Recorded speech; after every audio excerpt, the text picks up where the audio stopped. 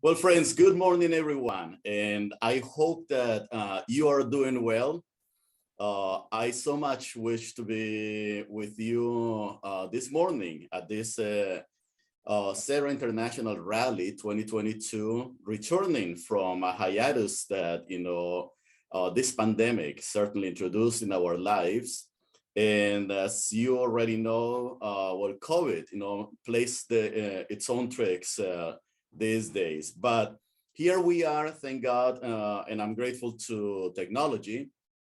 Also, I'm grateful to my good friend Greg Schreitz, and also to John Liston for coordinating this conversation, this presentation.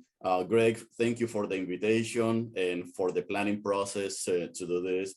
But more importantly, I'm grateful for the opportunity to learn about Serra and its excellent work in the church and its ministry promoting vocations.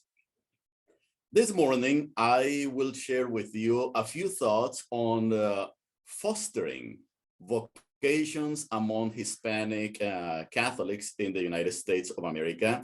And I want to share with you some of a number of statistics and realities that will help us to understand better this reality. And eventually we will, at the end, have a chance to ask some questions or to offer some comments. The first thing that we need to know is, do we understand well the Hispanic Catholic community in the United States? And that's an important question because, of course, all of us would like to have more Latinos and Latinas considering ecclesial vocations to the ordained priesthood, to religious life. And the question is, where are the Latino community being invited? What are the structures that are inviting the Latino community to consider these vocations? But on the other hand is, what is it that might be preventing many Latinos, Latinas from actually considering and discerning vocations to religious life, to the priesthood? Let's begin with a few general statistics to put things in context, because this will help us understand well.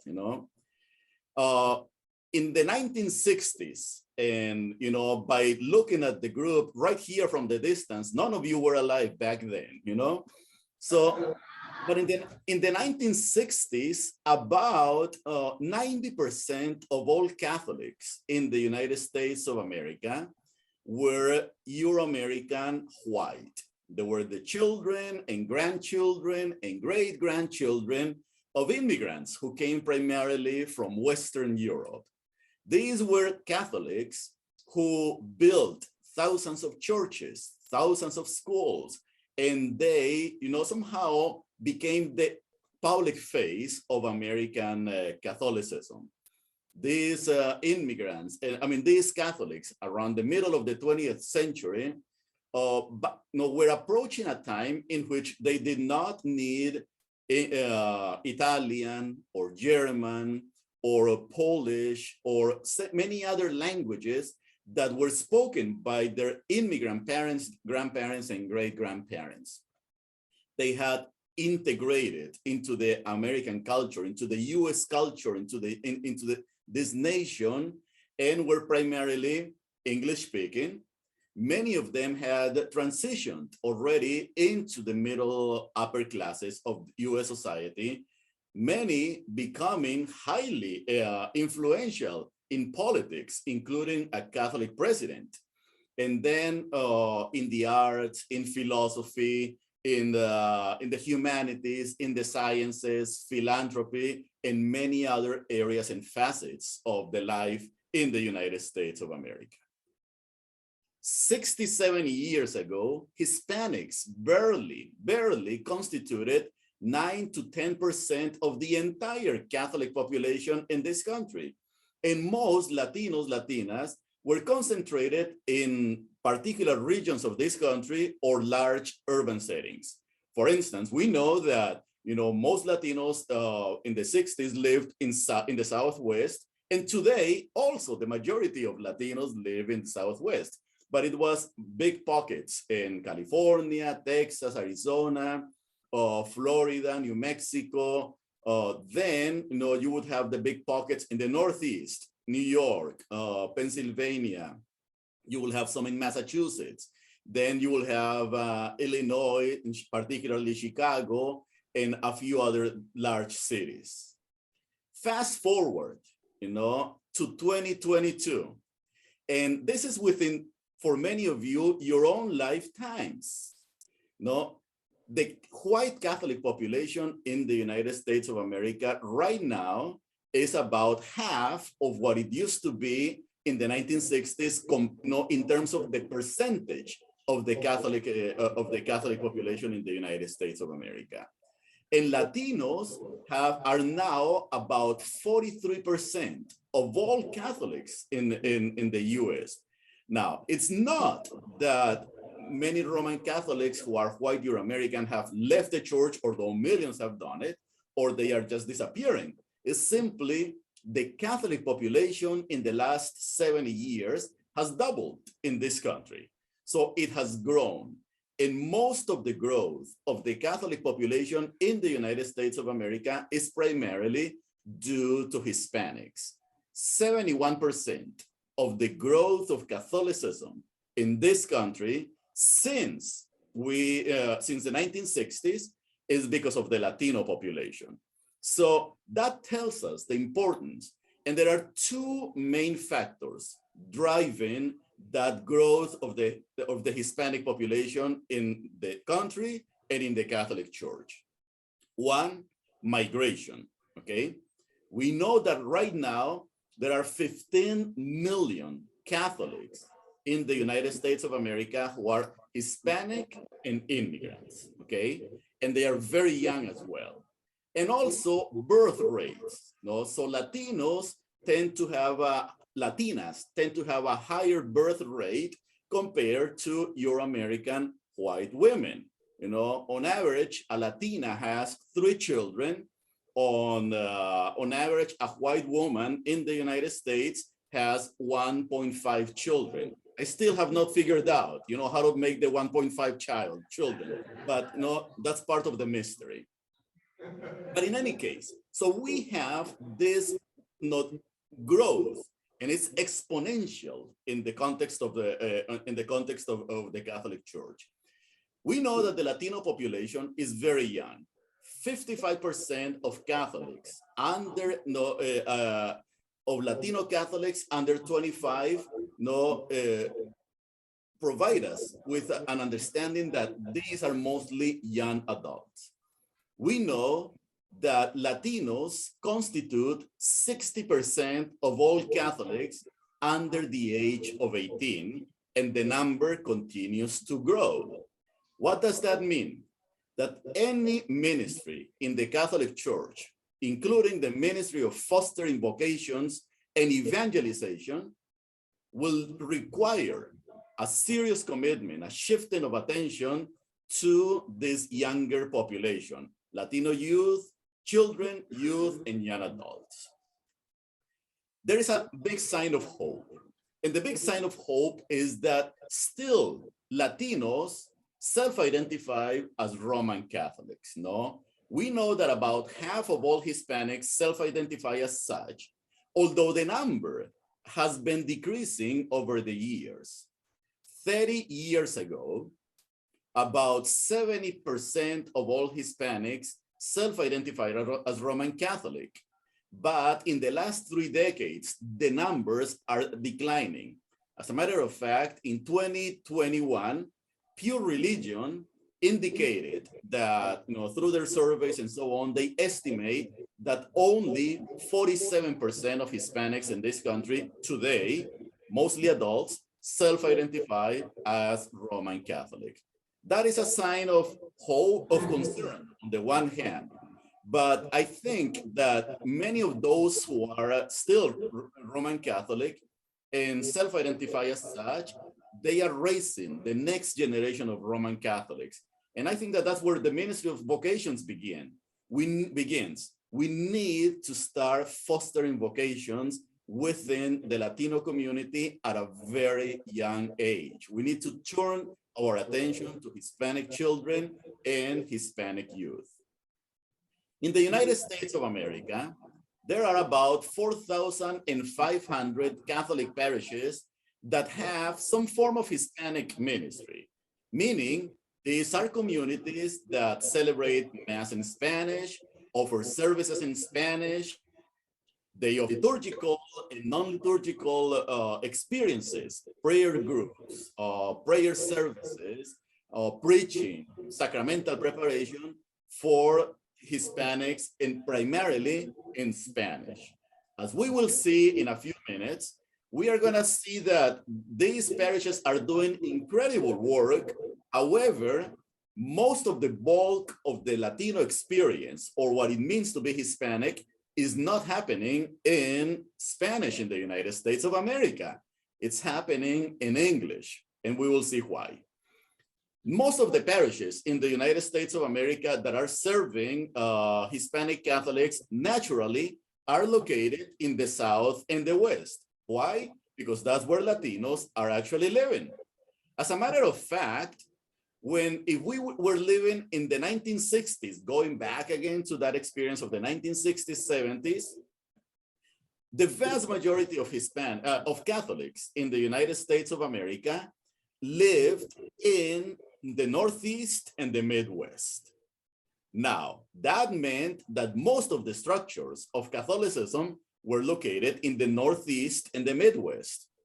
Today, and particularly as of the year 2015, the majority of Catholics in the United States of America live where you are today in Dallas, in the South and in the West. But unfortunately, we do not have the same structures that we have in the Northeast to support Catholic life. We need to build more Catholic schools in the South and the West. We need to build more Catholic universities. We need to build more structures of social outreach and structures to support evangelization in the South and the West, because that's where the majority of Catholics are living this day, largely thanks to two groups. One, Hispanics, which is the group that brings us together today, but the other group that we also need to take into consideration is Asians. Asian Catholics are the fastest growing group in the Catholic Church. So if right now we are concerned about how to reach out to the Latino community and its diversity, well, let's start preparing also to reach out to the Asian community, Catholic community, that is growing by leaps and bounds, particularly in the Southwest of the United States. That is fascinating phenomenon, and that's where the energy of Catholicism in the 21st century seems to be heading. Most ecclesial leaders who are Hispanic in this country are foreign born, okay? And that is a sign of hope and concern at the same time. It is a sign of hope because we see thousands upon thousands of pastoral leaders, priests, sisters, lay leaders, missionaries coming to the United States of America from everywhere in Latin America and the Caribbean, the Spanish-speaking Caribbean, to serve in the United States of America. For instance, we know that about 75% of all Catholic priests in this country who are Hispanic are foreign born. These are immigrant priests. And we know that more than 90% of vowed religious women and men in the United States who are Hispanic are also foreign born. So we are grateful for the presence of these missionaries and these ministers who have actually moved to this nation to work with us and to evangelize. But there is that also points to an element of concern. And the element of concern is, why have we not been able, as a Catholic Church in this country, to foster enough vocations among Latinos, Latinas who are US born? And that is a big question. And I will give you some stats that will help us understand this, this dynamic. So the other side of that conversation is that as we bring leaders from Latin America into the United States, and not only from Latin America, but also from Africa, from Asia, what we are doing is taking a lot of resources, human resources that would be actually needed in many of these nations.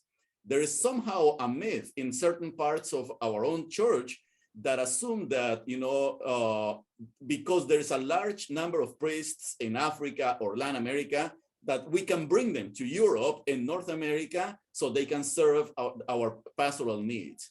And yes, there is the mission at Gentis. Nobody's going to deny that. But the needs, the growing pastoral needs of those communities are big. And we might actually be undermining some of the responses that they may have.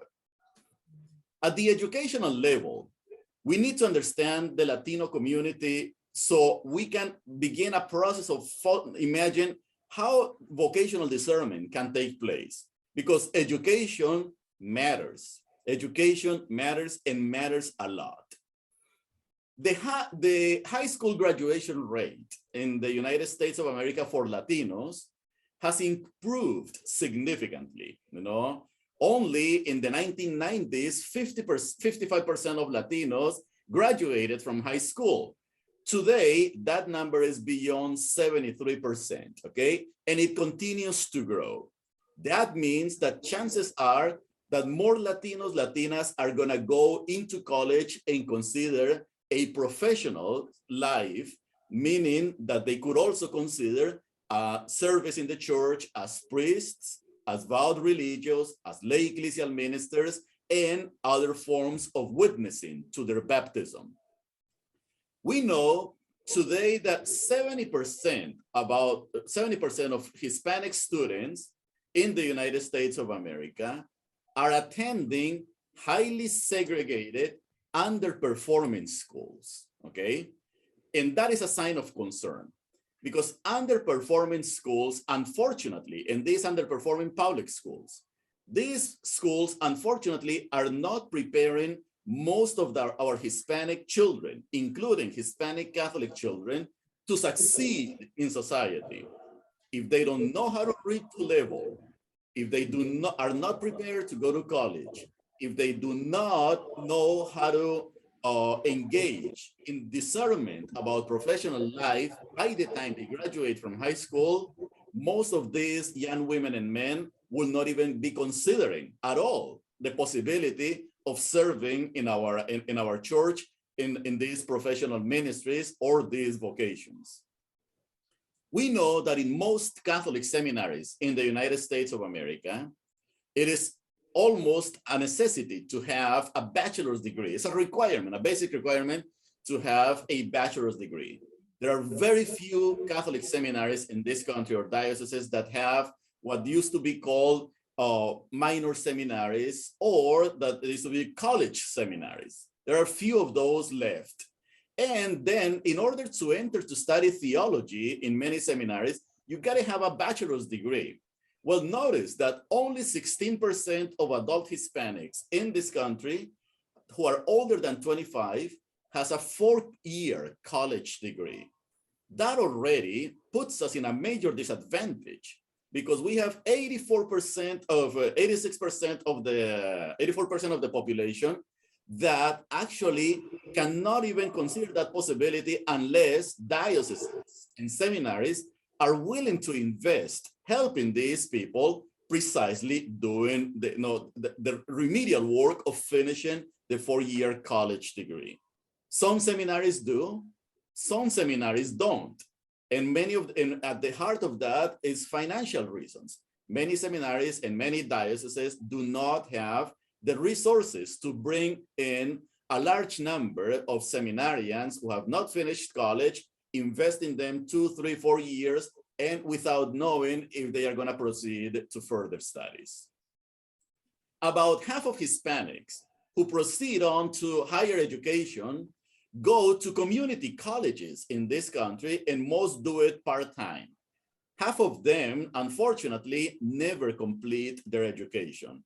So low educational attainment is one of the biggest handicaps that we have in the Latino community. Now, if at this point you're asking, why should we be concerned about this? Well, Roman Catholics should be concerned about this because, as I said at the beginning, the majority of Catholics under 25 are Hispanic. So it is our concern. It is our responsibility to think about these matters. And finally, most Hispanic youth are not benefiting from our current educational structures. Just to give you some numbers, no? For instance, we know that about barely 10% of Hispanic children and youth are enrolled in parish catechetical programs. The pandemic has impacted that enrollment significantly. I think that the number could easily be these days 6 or even 5%. Less than 3% of Hispanic children are enrolled in Catholic schools. So we know that in the United States of America, there are about 8 million school-age Hispanic Catholic children. I'm not even counting all Latinos, but just school-age Hispanic Catholic children. And of those, in 2020, in the academic year 2021-2022, barely 290,000 plus are enrolled in Catholic schools of those 8 million. So our Catholic schools, as much as we love them, are not meeting the educational needs of most school-age Hispanic Catholics. No, we don't have enough schools. As a matter of fact, unfortunately, we are closing, many of our Catholic schools. And then we know that at the college level, where much is happening these days, and I'm so grateful for those who are doing campus ministry, and those who are investing in this particular population, where many of the vocations to priesthood and religious life are coming from in the United States of America. Latinos are severely underrepresented. Let me just take Catholic colleges and universities. If you take the entire population of students in Catholic colleges and universities in this country, barely 115,000 will be enrolled. Students enrolled in these colleges are Hispanics. So all in all, this tells us that we are in an SOS experience regarding the Latino community. The first challenge that we have for us as women and men who are Roman Catholic, concerned about vocations, and looking particularly at the Latino community, is that we need to understand these realities and intervene. Vocational ministry in the context of the Latino community needs to be a ministry of intervention. Some misconceptions about Latinos that sometimes prevent us from doing better ministry, vocational ministry. The first one is we still, in many sectors of our Catholic Church, assume that Latinos are primarily immigrants. That is not true. As a matter of fact, we know that 64% of all Hispanics in the United States of America are US born, primarily English speaking. So we know that this is a population that is as part of the fabric of the United States of America as any other group. Yes, there are still many immigrants, but that doesn't mean that most of the Catholics in this country. And as a matter of fact, when you look at our younger ages, when the vocational discernment begins, 94% of Hispanics under 18 are US born, okay? And most of these young Latinos who are US born, primarily English speaking, citizens of the United States of America, part of the fabric of our society, are being raised by immigrant parents. So any vocational ministry that we do with younger people these days has to involve, in many ways, the immigrant families. Second misconception that we find out there: Hispanic youth are remaining Catholic because their parents and grandparents are Catholic. Well, that is not necessarily true either. What happens, no, is that as Latinos settle into the United States of America, they are becoming more and more secularized and disaffiliated from Catholicism. We know that in these days, less than 40% of second-generation Hispanics self-identify as Catholic.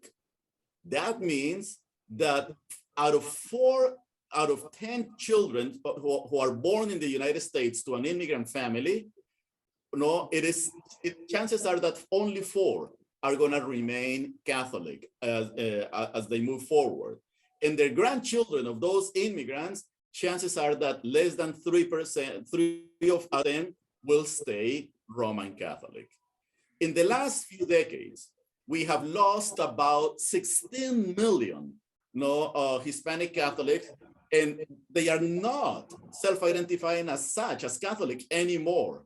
And most of them have made the decision to not self-identify prior to the age of 24. I wonder, and this is one of my the questions that I ponder in my own prayer and in my own discernment, and that is, how many vocations, how many priests went away with these young women and young men, and how many vowed religious went away with these young women and men who do not self-identify as Roman Catholics? And this is not a unique phenomenon of the Latino community. This is also across the board: white, Asian, Black, Hispanic, and others. So how do we prevent many more from leaving the Catholic Church and stop self-identifying as Catholic? 3, I mean, some people believe that, well, we don't see Hispanics exercising leadership in parishes or dioceses. We don't see them in certain sectors of society, so they are not interested in leadership. False. The truth is that there's a growing number of Hispanic young adults who are eager to serve in church and society in many capacities. Unfortunately, many of them have to contend with prejudices and limitations in our church. Many Latinos are not invited. Many Latinos are not promoted. There is the sin of racism in our society. There is the sin of anti-immigrant sentiments, and so on. So in an essay that I had a chance to write a few years ago with Dr. Elsie Miranda, who used to teach at Barry University, we named what we call the skipped generation. And that is all the hundreds of thousands, if not millions, of Latina Catholics who 20, 30 years ago were young adults and were never invited into leadership in church and society, and by now it's too late. So we need to start making sure that we find and create spaces for these young Latinos, Latinas to get involved. And we know that, that many of them are actually involved in faith formation programs, but they don't move beyond those faith formation programs into leadership. And the last thing that I will say about understanding or misconceptions about Latinos is that we assume that because someone is born and raised in the United States of America, or brought to the United States as a child by their families and raised, they are assimilating into the American ways, and therefore we don't have to worry about culture, we don't have to worry about language with them. The truth is that yes, Latinos are integrated in the US culture. Many, as a matter of fact, don't use Spanish any longer as their main language. We know that about a quarter of all Latinos in this country do not speak Spanish or are not fluent in Spanish, no? So that is a fact. Hispanics are assimilating, integrating into the US culture, although there are still millions that continue to arrive, and it'll take a while for them to integrate. But the fact that these Latinos, Latinas are not integrating doesn't mean that they forgot their Latino roots, that they forgot the importance in Spanish. The majority of Latinos, as a matter of fact, are Spanish speaking and use Spanish on a regular basis, whether it's to speak Spanish at home, or whether it is to engage culturally, or to worship, or to go to a fiesta and order cerveza, So we all use Spanish one way one way or another. But the thing is that we need to keep in mind that Spanish language and the Hispanic culture are integral to any vocational discernment as we move forward, not promoting evangelization. Okay, by now I have given you tons of statistics, and I have given you a picture that is kind of a, mixed picture of hopes and a lot of concerns, okay? But I know that you are committed to promoting vocations, ecclesial vocations in the United States of America, and that you are seriously and sincerely thinking about how to engage Hispanic Catholics.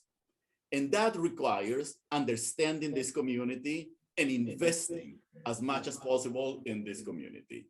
I want to conclude my remarks before I open it up for questions and comments with what I want to call 5 practical strategies to promote vocations among Hispanic Catholics and thus advance evangelization.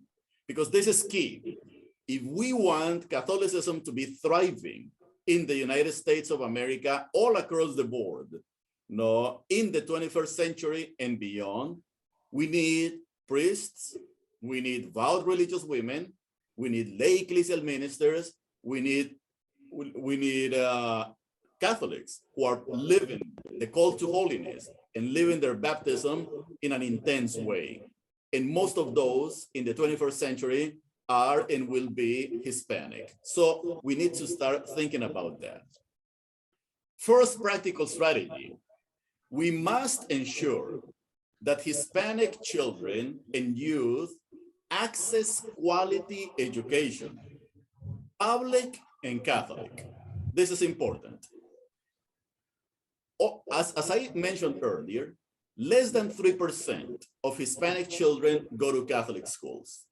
There is no doubt that one of the best indicators that someone might discern a vocation to the priesthood or religious life is having attended Catholic education. And that was true in the past, and it is true today, with better results in the past and more hopes today. But Latinos are absent, by and large, are absent from that particular context. So a good vocational strategy is to ensure that Latinos receive the best possible education, so they are positioned. They become positioned in line to go into college. And that means better public education. And this may sound a little awkward, to many people who are talking about Catholic vocations and Catholic education and so on. But without advocacy for better public schools, Latinos will become or will continue to join, or will become an underclass in this country, and we will not have enough leaders to eventually consider vocations to discern these vocations. So the structures that educate many Hispanic children are not serving them well. We already saw the numbers. So we need better public education. We need priests, vowed religious, college professors. We need Catholic nonprofit organizations, Catholic philanthropists, and many others to actually push for better quality in our Catholic schools, particularly in those Catholic schools where Hispanics are present, yet are highly segregated and are not receiving quality education. That means that we need to use our best resources to push for this legislation that improves public schools as well. We need to look for legislation and for strategies in the community that improve how Hispanic children are being educated, how they graduate, and how they proceed through pathways towards success in this society. This is very important. Strategy number 2, support and engage Hispanics who are already on the path of professions that are not related to ecclesial service. Okay, so another temptation that sometimes we have is to imagine that We want our 5-year-olds and our 10-year-olds to make a decision to study theology at that tender age, so they can become nuns and they can become priests. Well, that is not true. That's not how it works, We know for a fact that many people today, many of the men going to seminaries in the United States of America are coming from middle upper classes, okay? So, what does that mean? They are coming from families that are largely financially stable. We know that they are coming from families where at least one parent or sometimes the two parents are college educated. So those conditions, many of these young men who are joining seminaries today, and many of the women who are joining religious orders today are coming from families that are financially and socially stable. They are established. They own a home. We know that they do not have to worry about working 14, 15, 16 hours. They are not struggling. The majority are not struggling with poverty. Of course, there may be some who actually come from poor families, but we know that many of them are coming from there. And that has been one of the reasons why Catholic education has proven so successful for the Euro-American white English-speaking community. That Catholic education catapulted this particular community into the middle upper class, creating stability. Well, Latinos need that as well. And we know already, there have been studies about many Latinos who are going to college actually not choosing to study theology like I did, although I am married and have family, but I did not choose the priesthood and religious life, but I could have chosen accounting or law or medicine. And that's actually what most young Latinos and Latinas who are going to college are studying. We're seeing a growing number of Latino lawyers, teachers, social workers, doctors, engineers, scientists, artists, and so on. And we want more of those. We want to ensure that these people are the most successful possibly. So their children are going to grow up. Oh, before I say that, and we need to make sure that they stay Catholic, that these professionals stay Catholic, and their children and grandchildren will have a better chance to choose a career that is at the service of society and of the church. And I'm not making this up. This is part of how societies actually work, Stability in the family, stability in a neighborhood, stability in a city and in a country is the perfect recipe for thriving, for social thriving. But the fact is that the majority of Latinos in the United States of America are struggling with some form of poverty. The reality is that 70% of Hispanic children in the United States of America are growing up in homes where they are exposed to either poverty or violence or instability. 70%. And that is a reason for concern. We need to start imagining, how do we get these kids to thrive into the future? Then, number 3, we need to start creating a culture of vocations among Hispanic families and the communities where they live and worship. This is key. How do we create a culture of vocations? We need to preach about vocations. We need to catechize about vocations. But more importantly, we need to affirm the values that already exist in the Latino community and exist in the Latino culture, the Latino imagination that may lead to vocational discernment. How? Latinos are community oriented. Anthropologically speaking, are communally oriented. And vocations are usually discerned at home, with others, with the community. Latinos have a strong sense of service. And we know that in order to be a priest or about religious, you gotta have that sense in you. And Latinos have it ingrained in our culture. We also know that discerning a vocation demands having a profound faith, a commitment to the church, a commitment to religion and popular religion. And we have that in the Latino community. But we may be missing the boat when we ignore culture, when we ignore language, when we ignore the values that already exist in the Latino community and don't cultivate them as part of a culture of vocations. We need to change our strategies in that regard.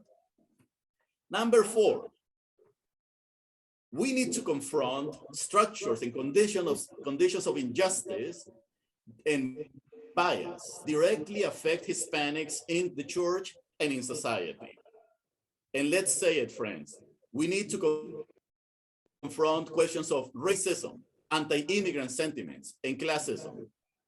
There are studies out there about young Latinos saying, why do I want to be in a particular context or a particular organization when I am perceived as nothing or as someone who is a threat or as someone who is not worth investing? There is racism, unfortunately, also in our church. There is bias, there are racial and cultural biases and linguistic biases also in our church, just as there is in our society. Anti-immigrant sentiments are also common among many of our members of our church. So we need to start healing those sentiments, outrooting those sins, so we can start looking at the Latino community as sisters and brothers in the future, the potential value of these women and men to serve in the church as priests, vowed religious, and other vocations.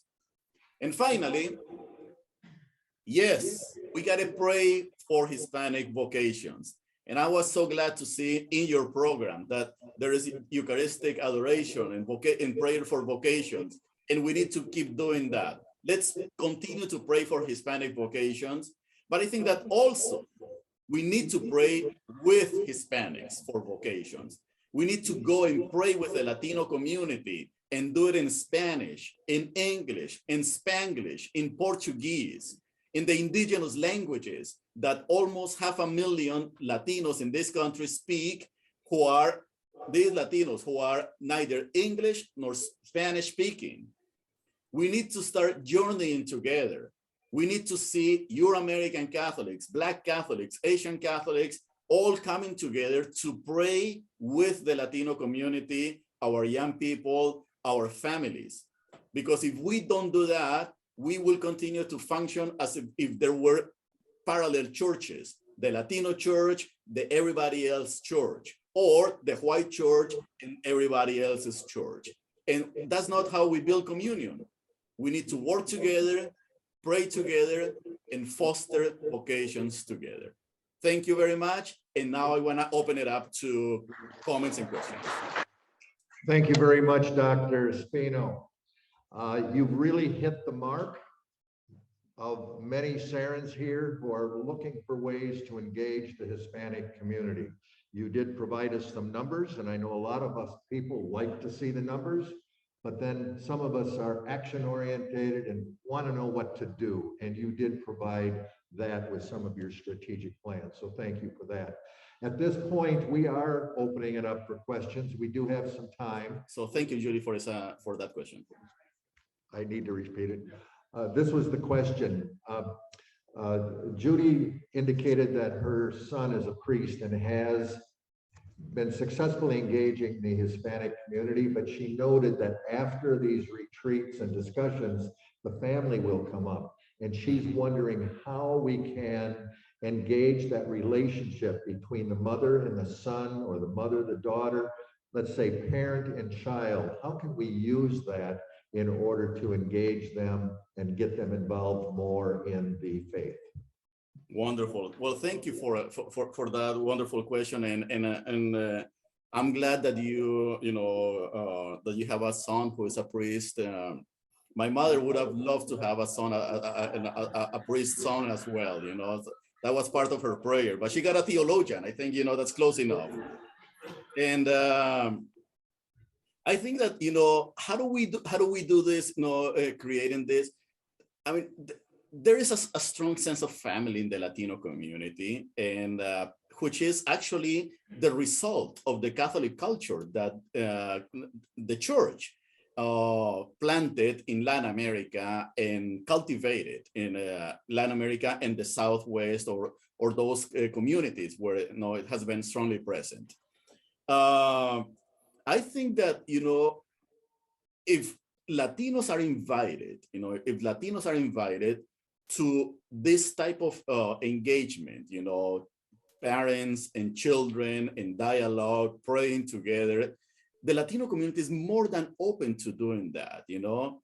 But one of the challenges that we have today is that the conditions of life that many Latinos are facing, you know, prevent them from doing this. You know, we got millions of Hispanic adults who are working 16 hours a day, just to give you a sense, you know. And it's difficult, for instance, when you are living in poverty.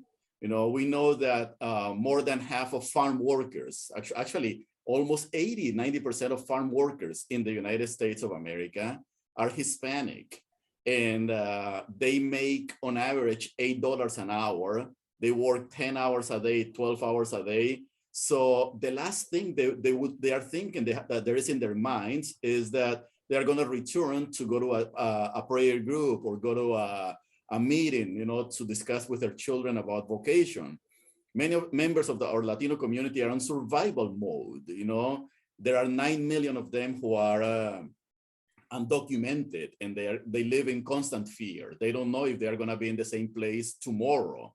So we got this large number of conditions that, you know, somehow get in the way of the exercises that Yuri was describing, you know, of those opportunities for people to discuss.